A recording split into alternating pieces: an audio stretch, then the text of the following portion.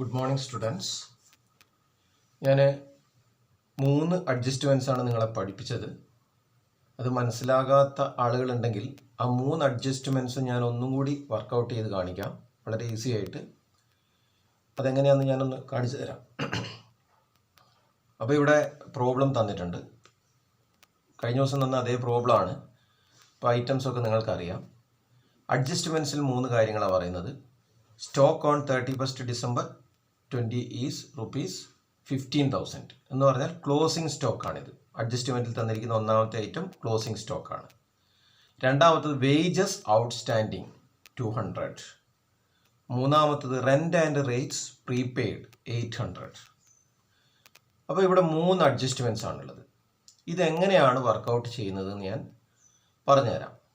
അപ്പോൾ ഞാൻ ക്ലോസിംഗ് സ്റ്റോക്കിൻ്റെ പറഞ്ഞതാണ്, പ്രീപെയ്ഡിൻ്റെയും പറഞ്ഞതാണ്. ഇന്ന് പുതിയതായിട്ട് പറയാൻ പോകുന്നത് ഔട്ട്സ്റ്റാൻഡിങ് ആണ്. അപ്പോൾ ഞാൻ ഓരോന്നായിട്ട് പറഞ്ഞുതരാം. ക്ലോസിംഗ് സ്റ്റോക്കിൻ്റെ അതിനു മുമ്പ് ഇവിടെ ഈ അഡ്ജസ്റ്റ്മെൻറ്റിൽ തന്നിരിക്കുന്ന കാര്യങ്ങൾ അല്ലെങ്കിൽ ഈ എമൗണ്ട് മിനിമം 2 അക്കൗണ്ടിലെങ്കിലും നമ്മളത് എഴുതിയിരിക്കണം. ആ 2 അക്കൗണ്ട് ഏതാണെന്നുള്ളത് ഞാൻ പറഞ്ഞതാണ്. ഒന്ന് ബാലൻസ് ഷീറ്റാണ്, ഷുവറാണ്. രണ്ടാമത്തത് ഒന്നുകിൽ ട്രേഡിങ്ങോ അല്ലെങ്കിൽ പ്രോഫിറ്റോ, അങ്ങനെ 2 അക്കൗണ്ട്. ചിലപ്പോൾ ട്രേഡിങ്ങിലായിരിക്കും അല്ലെങ്കിൽ പ്രോഫിറ്റിലായിരിക്കും. പക്ഷെ രണ്ടാമത്തെ അക്കൗണ്ട് എന്ന് പറയുന്നത് എപ്പോഴും ബാലൻസ് ഷീറ്റ് ആയിരിക്കും. അങ്ങനെ ഓർമ്മ വേണം പ്രോബ്ലം ചെയ്യുന്ന സമയത്ത്. അപ്പോൾ ഇവിടെ ഞാൻ ഒന്നുകൂടെ പറഞ്ഞുതരാം. എല്ലാം വളരെ കുറേ ആളുകൾക്ക് നന്നായിട്ട് മനസ്സിലായിട്ടുണ്ടാവും. ക്ലോസിംഗ് സ്റ്റോക്ക് വന്നു കഴിഞ്ഞാൽ എന്ത് ചെയ്യണം? ക്ലോസിംഗ് സ്റ്റോക്ക് വന്നു കഴിഞ്ഞാൽ അതിൻ്റെ ട്രീറ്റ്മെൻറ്റാണ് പറയുന്നത് ഞാൻ. ഒന്ന്, trading account, profit and loss account, balance sheet. ഇങ്ങനെ ഞാൻ 3 തരംതിരിക്കുകയാണ്. 3 അല്ല, 2 തരംതിരിക്കുകയാണ്. Trading and profit and loss account, balance sheet. Closing stock വന്നു കഴിഞ്ഞാൽ, ക്ലോസിംഗ് സ്റ്റോക്ക് 15,000 എന്ന് പറഞ്ഞ് നമ്മളെ കാണിക്കുന്നുണ്ട്. അങ്ങനെ വന്നു കഴിഞ്ഞാൽ എന്ത് ചെയ്യണം? ട്രേഡിംഗ് അക്കൗണ്ടിൽ ക്രെഡിറ്റ് സൈഡിൽ എഴുതണം. ഒന്നാമത്തെ ട്രീറ്റ്മെൻറ്റ്.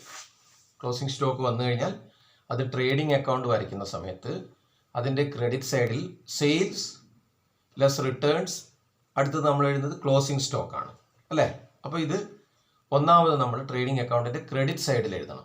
രണ്ടാമത്തതോ ബാലൻസ് ഷീറ്റിൽ അസറ്റായിട്ട് കാണിക്കണം. ക്ലിയർ ആയോ? അപ്പോൾ ഈ 15,000 എന്ത് ചെയ്യണം? ട്രേഡിംഗ് അക്കൗണ്ട് വരയ്ക്കുന്ന സമയത്ത് അതിൻ്റെ ക്രെഡിറ്റ് സൈഡിൽ സെയിൽസ് കഴിഞ്ഞാൽ അടുത്തത് ബൈ ക്ലോസിംഗ് സ്റ്റോക്ക് എന്ന് പറഞ്ഞിട്ട് 15,000 കാണിക്കുക. രണ്ടാമതോ ട്രേഡിങ്ങും പ്രോഫിറ്റും ഒക്കെ വരച്ചു കഴിഞ്ഞ് ബാലൻസ് ഷീറ്റ് വരയ്ക്കും. ആ വരയ്ക്കുന്ന സമയത്ത് ക്ലോസിംഗ് സ്റ്റോക്ക് എന്ന് പറഞ്ഞിട്ട് ഒരു അസറ്റായിട്ട് ഈ എമൗണ്ട് അവിടെ അസറ്റ് സൈഡിൽ കാണിക്കുക ബാലൻസ് ഷീറ്റിൻ്റെ. അത് ഓൾറെഡി പറഞ്ഞതാണ്, ഞാനത് വിട്ടു. ഇനി രണ്ടാമത്തെ ഞാൻ പറയുന്നത് പ്രീപെയ്ഡിനെ കുറിച്ചാണ്. പ്രീപെയ്ഡ് എന്നുള്ള വാക്കിൻ്റെ അർത്ഥം ഞാൻ പറഞ്ഞു, പെയ്ഡ് ഇൻ അഡ്വാൻസ്. മുൻകൂട്ടി നമ്മൾ കൊടുക്കുക. അടുത്ത വർഷം കൊടുക്കേണ്ട ചിലവ് നമ്മൾ ഈ വർഷമേ കൊടുക്കുക. അതിനെയാണ് പ്രീപെയ്ഡ് എന്ന് വിളിക്കുക. ക്ലിയർ ആണോ? അപ്പോൾ അങ്ങനെ പ്രീപെയ്ഡ് എന്ന് പറഞ്ഞിട്ട് ഇവിടെ കാണിക്കുന്നുണ്ട്. Rent and rates prepaid. റെൻറ്റും റേറ്റും 800 രൂപ നമ്മൾ എന്ത് ചെയ്തു? മുൻകൂട്ടി കൊടുത്തു. എന്ന് പറഞ്ഞാൽ അടുത്ത മാസമോ അടുത്ത വർഷമോ കൊടുക്കേണ്ടത് നമ്മൾ ഈ വർഷമേ കൊടുത്തു.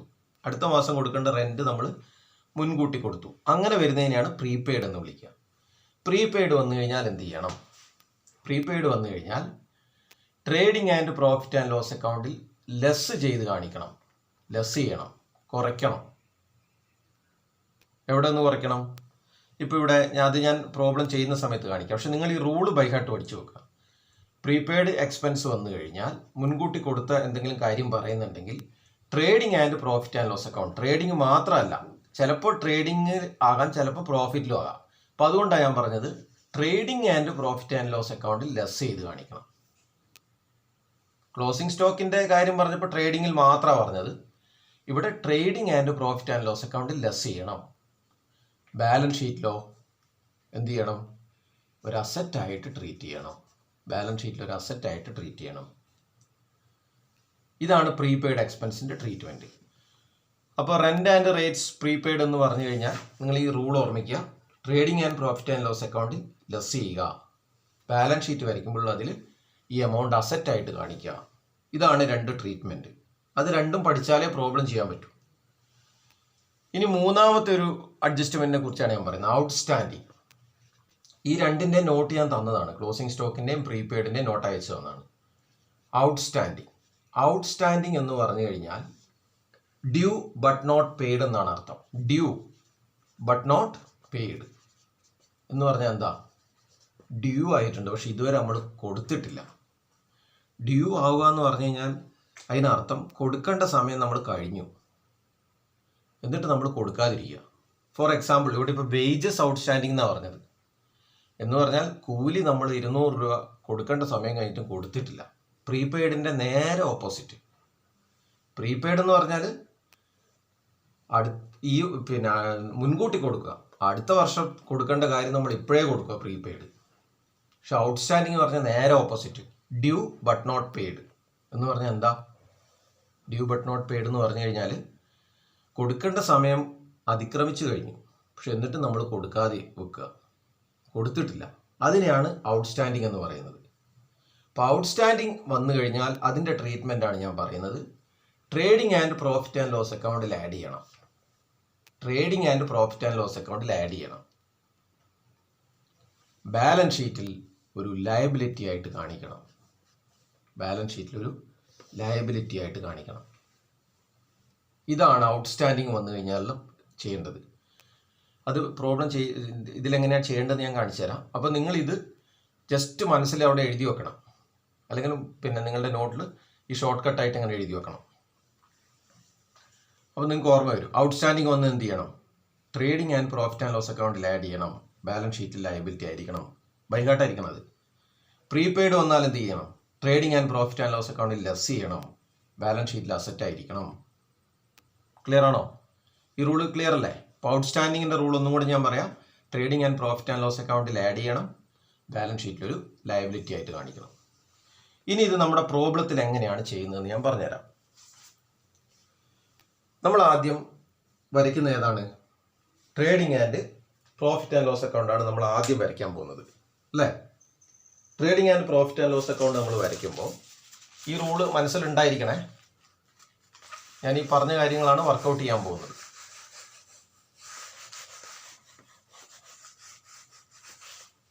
Trading and profit and loss account ഞാൻ വരയ്ക്കാൻ പോവാണ്. Trading and profit and loss account. Trading and profit and loss account. രണ്ട് സൈഡ് നമുക്കറിയാം. Expense, amount, revenue, amount. Clear അല്ലേ? ഡെബിറ്റ് സൈഡ് എക്സ്പെൻസ്, ഇവിടെ റവന്യൂ അല്ലെങ്കിൽ gain, expense or loss, amount. ഇങ്ങനെയാണ് വരിക trading account. Trading and profit and loss account ഒരുമിച്ചാണല്ലോ വരയ്ക്കുന്നത്. ഇത് വീഡിയോ കാണാത്തവർക്കാണ് മനസ്സിലാകാത്തത്, ഇതിന് പറഞ്ഞിട്ട് കാര്യമില്ല കേട്ടോ. അപ്പോൾ ഞാൻ എന്ത് ചെയ്യണം? ട്രേഡിംഗ് അക്കൗണ്ട് വരയ്ക്കുകയാണ്. അപ്പോൾ ഞാൻ ഓരോ ഐറ്റം എടുത്ത് എഴുതുന്നു. ഓപ്പണിംഗ് സ്റ്റോക്ക്, കാര്യങ്ങളൊക്കെ ഇങ്ങനെ എഴുതുന്നു. എന്തൊക്കെ എഴുതണ്ടേ? ജസ്റ്റ് എഴുതി കാണിക്കണം. ഓപ്പണിംഗ് സ്റ്റോക്ക് അത് എഴുതി, ഇവിടെ സെയിൽസ് ഉണ്ടെങ്കിൽ അത് എഴുതി. ക്ലിയർ അല്ലേ? അങ്ങനെ എഴുതുന്നു എന്ന് വിചാരിക്കാം. എന്നിട്ട് ഞാൻ എന്ത് ചെയ്യുന്നു? ഈ അഡ്ജസ്റ്റ്മെന്റിനെ കുറിച്ച് ചിന്തിക്കുന്നു. ക്ലോസിംഗ് സ്റ്റോക്ക് എവിടെ വരണം? 2 റൂളുണ്ട്, നമുക്ക് ഓർമ്മ ഉണ്ട് അല്ലെ? ഇപ്പം ഞാൻ എഴുതി വെച്ച റൂളുണ്ട്, ഓർമ്മയില്ലേ? എന്താ പറഞ്ഞത്? ട്രേഡിംഗ് അക്കൗണ്ടിൻ്റെ ക്രെഡിറ്റ് സൈഡിൽ വരണം, ബാലൻസ് ഷീറ്റിൽ അസറ്റ് ആയിട്ട് കാണിക്കണം.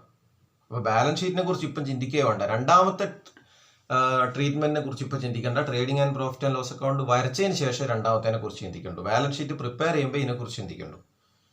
അപ്പോൾ ഒന്നാമത്തെ സ്റ്റോക്കിൻ്റെ കാര്യം ഞാൻ പറഞ്ഞപ്പോൾ ക്ലോസിംഗ് സ്റ്റോക്ക്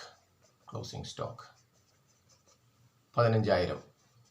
അപ്പോൾ അഡ്ജസ്റ്റ്മെൻറ്റിൽ ഇരിക്കുന്ന കാര്യങ്ങൾ 2 സ്ഥലത്ത് വരും എന്ന് പറഞ്ഞു. ഒന്ന് ഇതാണ്, ഇത് വൈകാട്ട് നമുക്ക് അറിയുന്നതാണ് അല്ലേ? Closing stock. ക്ലിയർ അല്ലേ? അപ്പോൾ ക്ലോസിംഗ് സ്റ്റോക്ക് വരച്ചു കഴിഞ്ഞിട്ട് പിന്നെ നമ്മൾ അടുത്തത് എടുത്തെഴുതിയാണ്. ഓപ്പണിംഗ് സ്റ്റോക്ക്, ഇവിടെ സെയിൽസ് എഴുതി. ഇനി അടുത്ത ഐറ്റം ഏതാ ട്രേഡിംഗ് അക്കൗണ്ടിൽ വരേണ്ടത്? നമ്മൾ എടുത്ത് എഴുതുവാണ്. വേജസ് വരണം. വേജസ് എത്രയാ? 1000. പക്ഷെ വേജസിന് എന്തോ ഒരു പ്രശ്നമുണ്ട്. എന്താ ഉള്ളത്? ഔട്ട്സ്റ്റാൻഡിങ് എന്ന് പറയുന്ന ഒരു കാര്യം പറയുന്നുണ്ട്. ഔട്ട്സ്റ്റാൻഡിങ് വന്ന് എന്ത് ചെയ്യണം? റൂൾ ഓർമ്മിക്കുക. Add trading and profit and loss അക്കൗണ്ടിൽ ആഡ് ചെയ്യണം, ബാലൻസ് ഷീറ്റിൽ ലയബിലിറ്റി ആയിരിക്കണം. ഓർമ്മയില്ലേ നമ്മളിപ്പോൾ എഴുതി വെച്ചത്? Trading and profit and loss അക്കൗണ്ടിൽ എന്ത് ചെയ്യണം? ആഡ് ചെയ്യണം, ബാലൻസ് ഷീറ്റിൽ ലയബിലിറ്റി ആയിട്ട് കാണിക്കണം. ഇതാണ് അതിൻ്റെ റൂള്. ഇപ്പം പറഞ്ഞ കാര്യമാണ്. അപ്പോൾ trading and profit and loss account എന്ന് പറഞ്ഞത്, പക്ഷെ ഇവിടെ വേജസ് ആയതുകൊണ്ട് ഇത് വരുന്നത് എവിടെയാണ്? ട്രേഡിംഗ് അക്കൗണ്ടിൽ. വേജസ് ട്രേഡിംഗ് അക്കൗണ്ടിലാണല്ലോ നമ്മൾ കാണിക്കുക. അപ്പോൾ അതിൻ്റെ ഔട്ട്സ്റ്റാൻഡിങ് നമ്മൾ കാണിക്കേണ്ടത് എവിടെയാണ്? വേജസ് എന്ന് പറയുന്ന ഐറ്റം എവിടെ വരുന്നു അവിടെ കാണിച്ചോളൂ. ഇനി സാലറിക്കായിരുന്നു ഇത് ഉണ്ടായിരുന്നെങ്കിൽ പ്രോഫിറ്റ് ആൻഡ് ലോസ് അക്കൗണ്ട് വരയ്ക്കുമ്പോഴാണ് സാലറി എഴുതുക, അവിടെ ഇത് കാണിച്ചോളൂ. ക്ലിയർ ആണോ? അപ്പോൾ നമ്മൾ എന്ത് ചെയ്യണം? വേജസിൻ്റെ ഔട്ട്സ്റ്റാൻഡിങ്ങിൻ്റെ റൂള് നമുക്കറിയാം. ആഡ് ചെയ്യണം, ബാലൻസ് ഷീറ്റിൽ ലയബിലിറ്റി ആയിട്ട് കാണിക്കണം. അപ്പോൾ ഈ ബാലൻസ് ഷീറ്റിൽ ലയബിലിറ്റി ആയി കാണിക്കുന്ന ഇപ്പോൾ ചിന്തിക്കേണ്ട, ബാലൻസ് ഷീറ്റ് വരയ്ക്കുമ്പോൾ ചെയ്യേണ്ടു. അപ്പോൾ അതങ്ങ് വിട്ടേക്കാം. ഇപ്പോൾ trading and profit and loss അക്കൗണ്ടിൽ ആഡ് ചെയ്യണം. രണ്ട് അക്കൗണ്ടിലോ അല്ല, ട്രേഡിങ്ങിലോ പ്രോഫിറ്റിലോ. ഇവിടെ വേജസ് ട്രേഡിങ്ങിലായതുകൊണ്ട് അവിടെ ആഡ് ചെയ്യണം. അപ്പോൾ എന്ത് ചെയ്യണം? വേജസ് എന്ന് പറഞ്ഞ് ഓൾറെഡി തന്ന എമൗണ്ട് 1000 ഇന്നർ കോളത്തിൽ എഴുതി. ആഡ് ഔട്ട്സ്റ്റാൻഡിങ് എത്രയാ? 200. അങ്ങനെ 1200 എന്ന് ട്രേഡിംഗ് അക്കൗണ്ട് പ്രിപ്പയർ ചെയ്യുമ്പോൾ തന്നെ ചെയ്യണം. ഈ ട്രേഡിംഗ് അക്കൗണ്ട് പ്രിപ്പയർ ചെയ്യുമ്പോൾ തന്നെ ഒന്ന് അഡ്ജസ്റ്റ്മെൻറ്റിലേക്കും കൂടി നോക്കണം. അവിടുന്ന് എടുക്കേണ്ട എന്തെങ്കിലും ഉണ്ടോ നോക്കണം. മനസ്സിലായോ? എല്ലാം ഇത് മാത്രം നോക്കി വരച്ചു വെക്കരുത്. അഡ്ജസ്റ്റ്മെൻറ്റിൽ പറഞ്ഞ കാര്യങ്ങളും എടുക്കാനുണ്ടെങ്കിൽ എടുക്കണം. അപ്പോൾ വേജസ് ഇവിടെ തന്ന എമൗണ്ട് 1000, ആഡ് ഔട്ട്സ്റ്റാൻഡിങ് 200. മനസ്സിലായില്ലേ? ഇനി ബാലൻസ് ഷീറ്റ് വരയ്ക്കുമ്പോൾ ലയബിലിറ്റി സൈഡിൽ കാണിക്കണം എന്നാണ് ഔട്ട്സ്റ്റാൻഡിങ്ങിൻ്റെ രണ്ടാമത്തെ റൂൾ. അത് ഓർമ്മിച്ചു കൊള്ളണം. ക്ലിയർ അല്ലേ? പിന്നെ നമ്മൾ ട്രേഡിംഗ് അക്കൗണ്ടിൽ വരേണ്ട ഐറ്റം ഒക്കെ എഴുതേണ്ടത് എഴുതിക്കോ. പർച്ചേസ് കാര്യങ്ങളൊക്കെ എഴുതുക. ഇവിടെയുള്ള പർച്ചേസ് എല്ലാം ഞാൻ പറയുന്നില്ല. എന്നിട്ടോ നമ്മൾ അവിടുന്ന് അതിനെ ബാലൻസ് ചെയ്ത് എന്ത് ചെയ്തു? ഗ്രോസ് പ്രോഫിറ്റ് കണ്ടെത്തിയിരിക്കുക. ഗ്രോസ് പ്രോഫിറ്റ് ഒരു എമൗണ്ട് ഇവിടെ കിട്ടി. ആ ഗ്രോസ് പ്രോഫിറ്റിനെ ബ്രോഡ് ഓൺ ചെയ്തുകൊണ്ടാണ് നമ്മൾ എന്ത് ചെയ്തത്? പ്രോഫിറ്റ് ആൻഡ് ലോസ് അക്കൗണ്ട് ആരംഭിച്ചു.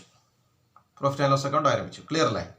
ഇപ്പോൾ പ്രോഫിറ്റ് ആൻഡ് ലോസ് അക്കൗണ്ടിൽ വരുന്ന ഓരോ ഐറ്റവും നമ്മൾ എഴുതി. എന്തൊക്കെ എഴുതേണ്ടത്? സാലറി, അതിൻ്റെ എമൗണ്ട് എഴുതി. ഇനി എന്താ? അതുപോലെ പല കാര്യങ്ങളും വരാനുണ്ട്. നമ്മളിവിടെ മാർക്ക് ചെയ്തിടണം ആദ്യം കേട്ടോ. പല കാര്യങ്ങളും എഴുതി.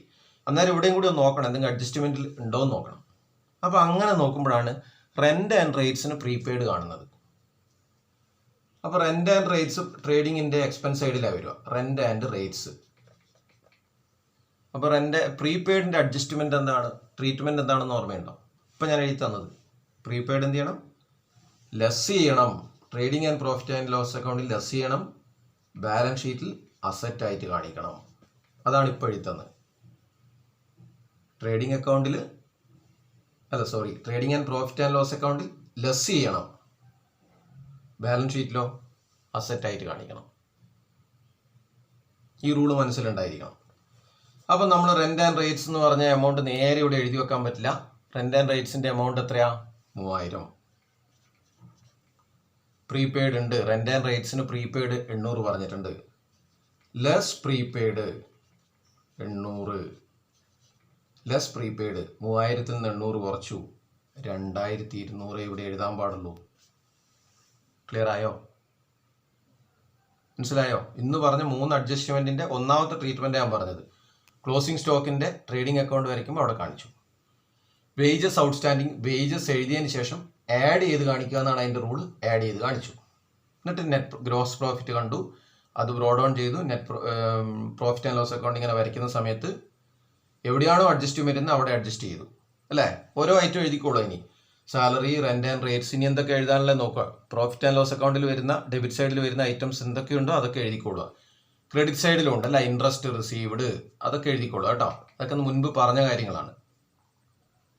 എന്നിട്ടോ നമ്മൾ ഇതിനെ ബാലൻസ് ചെയ്യാം. ബാലൻസ് ചെയ്താൽ കിട്ടുന്ന റിസൾട്ട് എന്തായിരിക്കും?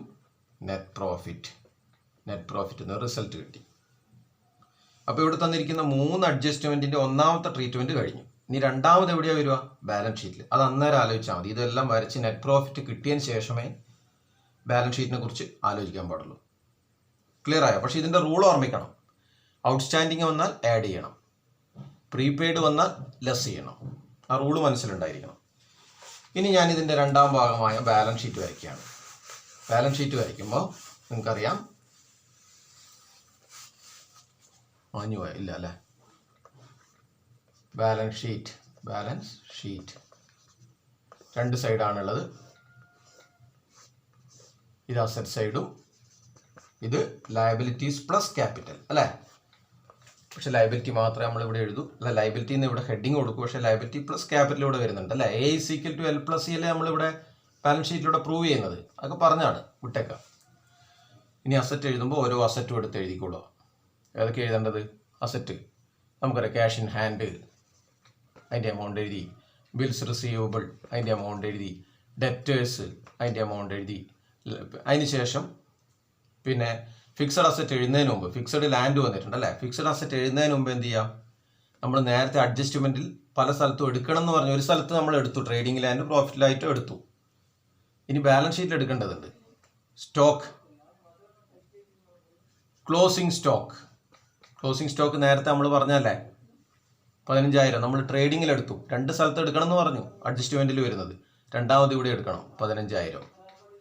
പിന്നെയാണ് ലാൻഡ് ആൻഡ് ബിൽഡിംഗ്, പിന്നെയുള്ള ഫിക്സഡ് അസറ്റിലേക്ക് പോയി. എന്നിട്ട് ആ സൈഡ് കംപ്ലീറ്റ് ചെയ്തു.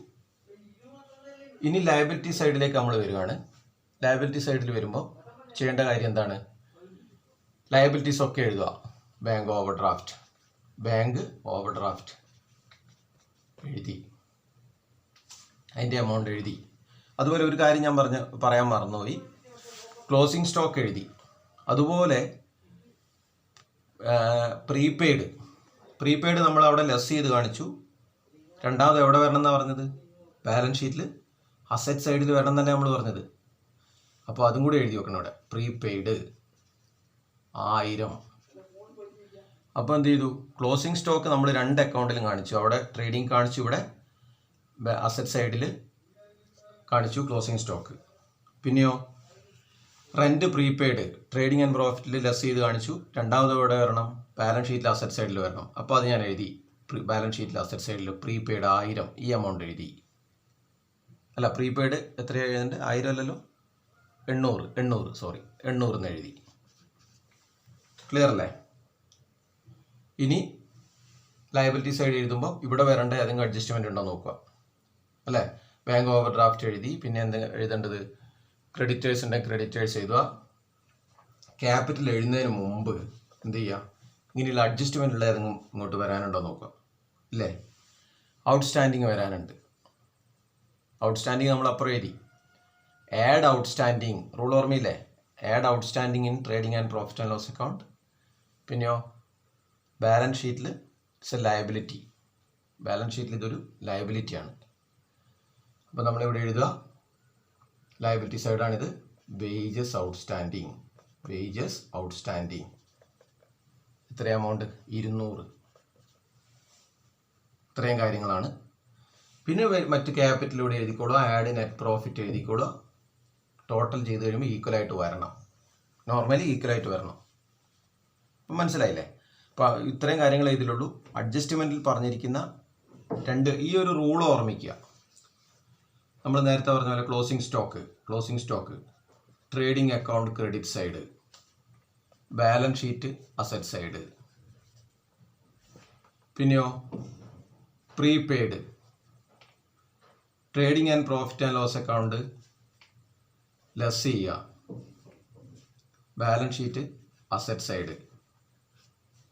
മൂന്നാമത്തതോ outstanding trading and profit and loss അക്കൗണ്ടിൽ ആഡ് ചെയ്യുക.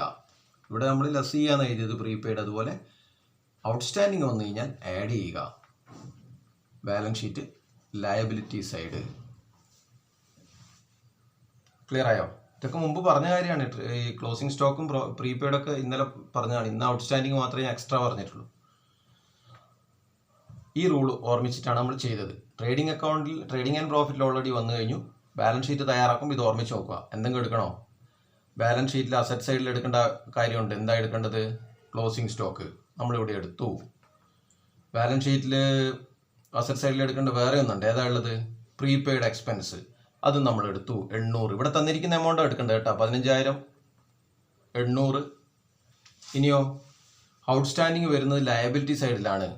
അപ്പം നമ്മൾ ലയബിലിറ്റി സൈഡ് പ്രിപ്പയർ ചെയ്യുമ്പോൾ ക്യാപിറ്റലൊക്കെ എഴുതുന്നതിന് മുമ്പ് വേജസ് ഔട്ട്സ്റ്റാൻഡിങ് 200 എടുത്തു.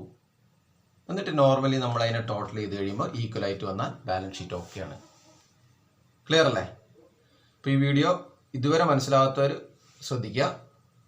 അതിന് ശേഷം പ്രോബ്ലം ചെയ്യുക.